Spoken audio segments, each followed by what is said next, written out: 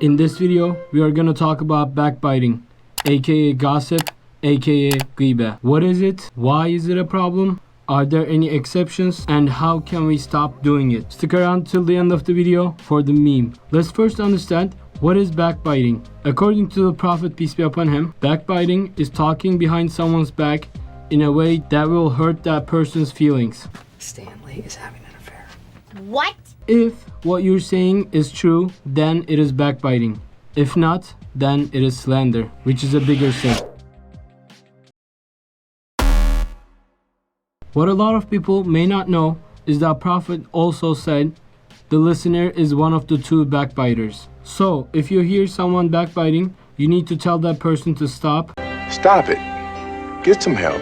And if they do not stop, you need to leave that environment. By the way, this also applies to dead people. So you can't even speak behind a dead person's back. Why is it a problem? There are sociological and divine reasons as to why it's a big problem. Let's first start with sociological reasons.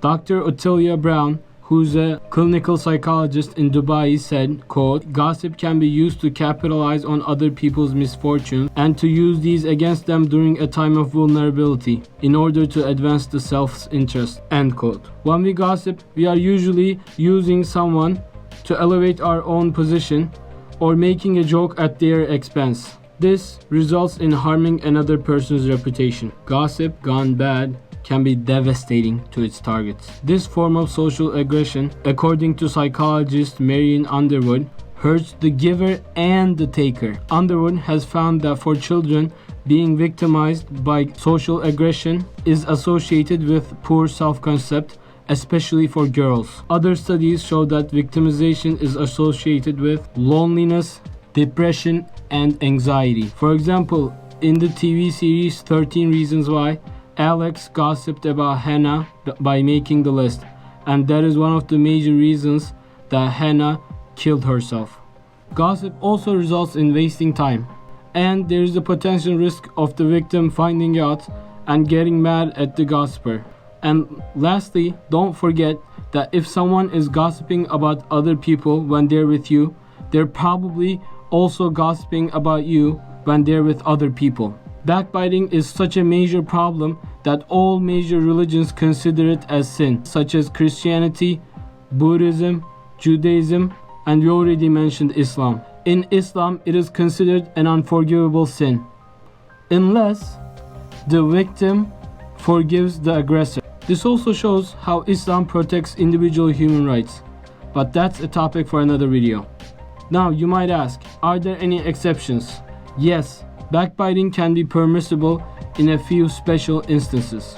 First, if a complaint is presented to some official so that with his help, evil be removed and justice be restored. This could be like complaining to your teacher about another student who's bullying you, or a co-worker complaining to their boss for a person doing something harmful. If you have the chance to stop someone from doing something hurtful by complaining to an official, it is not only permissible but advisable to do so. Second, if a person considering partnership with another comes to ask you, and you say to him purely for the sake of his benefit and to advise him correctly, without any self-interest, do not cooperate with him. It would be to your disadvantage for such and such reasons. This is used in instances such as a marriage or a business prospect. It is your duty to tell them, because if you don't, it could hurt them a lot in the long term. For example, a fiancé, if they ask, have the right to know about their partner's gambling problem. Third, if the purpose is not to expose or disgrace someone, but simply for identification. Let's say you told someone that Jonah is coming to the event, and they ask, who's Jonah? And you go, you know, the fat guy with the curly hair. The fourth exception, if the subject of backbiting is an open and unashamed sinner, is not troubled by evil, but on the contrary, takes pride in the sins he commits, finds pleasure in his wrongdoing, and unhesitatingly sins in the most evident fashion. This results in normalizing something that is evil. In instances like this, where the sinner has no embarrassment, it is important to condemn them in order to set a precedent. We have to show and tell which actions are okay and which actions are not. There is a big difference between someone not being able to control their carnal desires and embarrassingly doing something bad, and someone taking pride in disobeying Allah and hurting himself or other people. In these particular cases, backbiting may be permissible if it is done without self-interest and purely for the sake of truth and the good of the community. But apart from these instances, it is like a flame consuming wood, whereas the flame is gheebah and the wood is good deeds. Now, you might ask, how do we stop backbiting? Well, I got 3 tips for you. First, we have to remind ourselves that by gossiping, we are only really hurting ourselves, because in the afterworld, our good deeds will be taken away from us and given to people that we gossiped about. Second, if you're in a social circle where there's active gossip and you are not able to stop them, then distance yourself from that environment. If everyone thinks the same and everyone distances themselves from environments of gossip, then gossip will be eradicated. Third, focus on yourself. If everyone was focused on finding and eradicating their own mistakes instead of blaming other people, the world would be a much better place. As Gandhi said, if you want to change the world, start with yourself.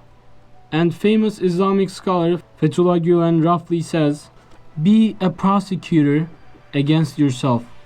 Try to find your mistakes and shortcomings, but be a lawyer for other people. Try to defend their actions and assume the best about their intentions. What if you already gossiped intentionally or unintentionally? Maybe you didn't know the dangers of gossip. What then? There's only one way out. Ask forgiveness from people you have gossiped against, and ask forgiveness from Allah. ولا تجسسوا ولا يغتب بعضكم بعضا أيحب أحدكم أن يأكل لحم أخيه ميتا فكرهتموه واتقوا الله إن الله تواب رحيم.